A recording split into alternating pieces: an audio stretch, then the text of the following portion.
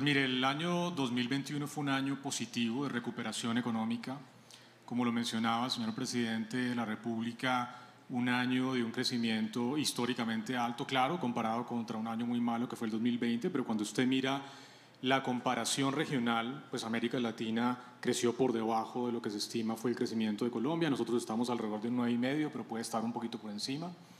Así que un año, una recuperación económica realmente extraordinaria, jalonada especialmente por dos sectores muy importantes que fueron el sector del comercio y la industria, con cifras muy buenas en materia de ventas, de confianza también, que es un indicador que publicamos nosotros mensualmente, y eso muestra pues también esa capacidad de la economía de resistir ante un choque del tamaño que tuvimos en el 2020. Ahora bien, este año nos deja, por supuesto, muchos retos. Diría yo que el primero, ya lo mencionó la directora del DNP, el empleo.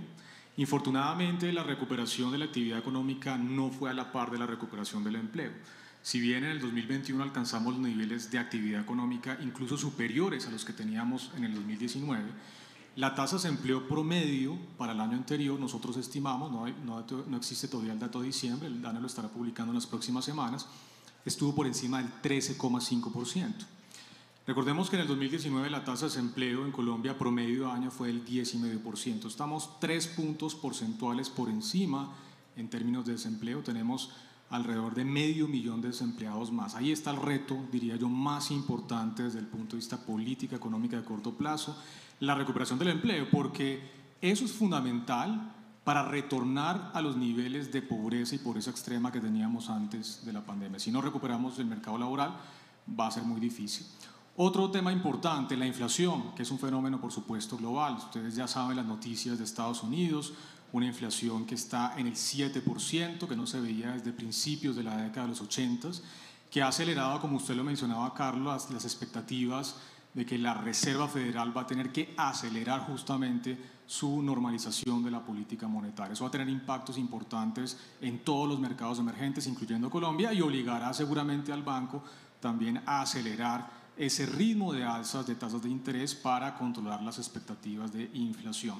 Y otro tema que no se ha discutido, pero que ojalá lo podamos discutir más en detalle más adelante, Carlos, tiene que ver con dos elementos que los economistas llamamos los déficits gemelos.